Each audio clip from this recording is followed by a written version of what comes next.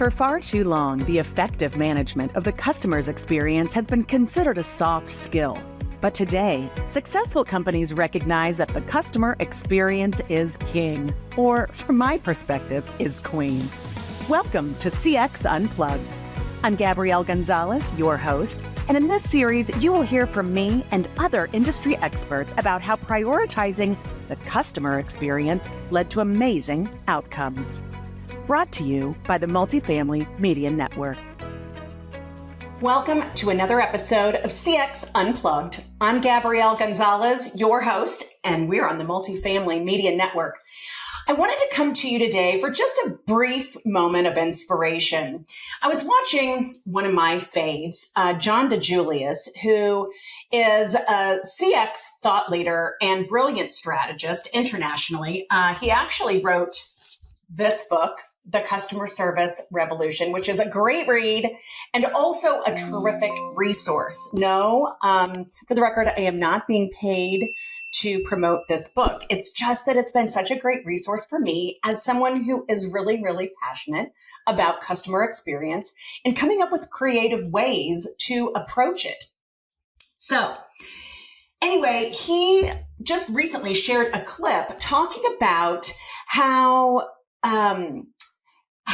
earned prospects are higher value than bought prospects, earned sales versus bought sales. The difference obviously being that, one of them you're marketing to, and when they come in, they say, oh yeah, I saw your ad, right? And they come for your product or service. And the other one is coming to you from a referral. So when they come to you, they say, oh, so-and-so told me that they came to you and had great service or a great experience. And they told me that I should come check you out as well. And the notion being that earned prospects, earned sales are so much more valuable than bought ones.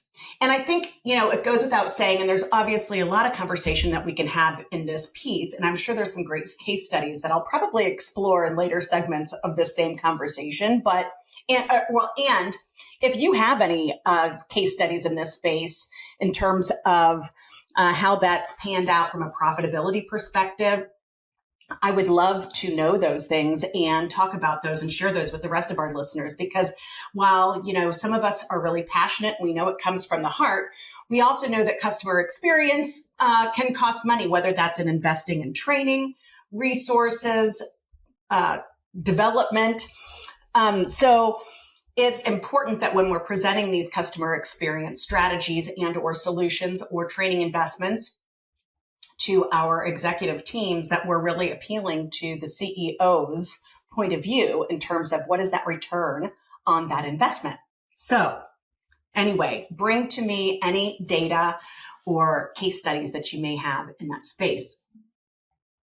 So getting back to the point is, in order to really deliver that great experience, that intentional experience that's going to drive earned referrals to you for more business, you have to really get interested in what that experience needs to be for that individual customer or client. And it's not the same thing for everyone. So it's not like you can create a template and say to all of your employees, for example, here, just do it like this, and this is going to get the outcome that we're looking for. It doesn't work that way because we're humans and we're all wired differently, and we're all coming at each experience with maybe a different frame of mind or a different lens, different set of circumstances.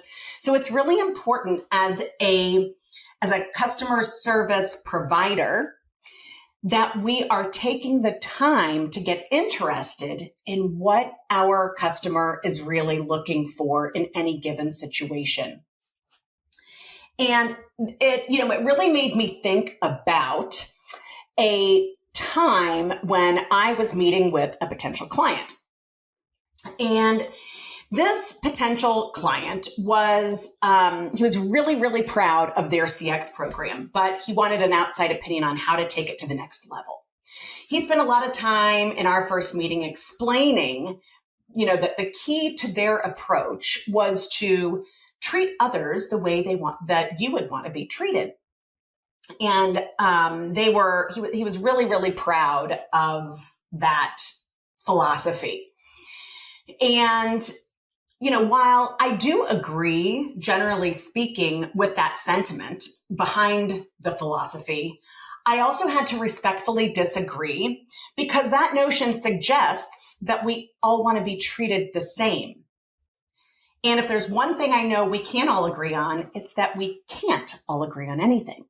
So I suggested a small adjustment to that approach could really boost their outcomes. You see, I believe that you should treat others the way they want to be treated.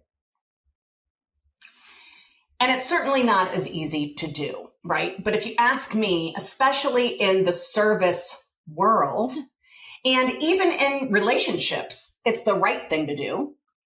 It's the right investment to make to figure out what that actually is. So if you're interested in being outstanding, then what you'll do is mine for gold in what people are saying to you, or in some cases, what they're not saying. Really pay attention, use your active listening, and take the time to understand and uncover what your customer really is looking for. And I guarantee you that small investment in your time, small investment of your time in your customer will yield tremendous, tremendous results. Lastly, one of the things that John DeJulius, the author of this book and one of my faves, talked about is creating a KPI that would measure how many different earned prospects or sales you get as compared to how many bought prospects and or sales you get. And I think that's really an interesting notion and something that may be worth consideration in your organization as well. So it's just a brief snippet for today on this episode of CX Unplugged on the Multifamily Media Network. I hope you'll continue joining me and tuning in to my podcast where we talk about all things customer experience. And I hope you'll join me next time. For now, that's it. I'm Gabrielle Gonzalez, your host. Look forward to seeing you again. Bye-bye. CX Unplugged, where we have redefined who your customer really is. Join me next time to hear more missteps and masterful manifestations in the world of multifamily customer experience. Brought to you by the Multifamily Media Network.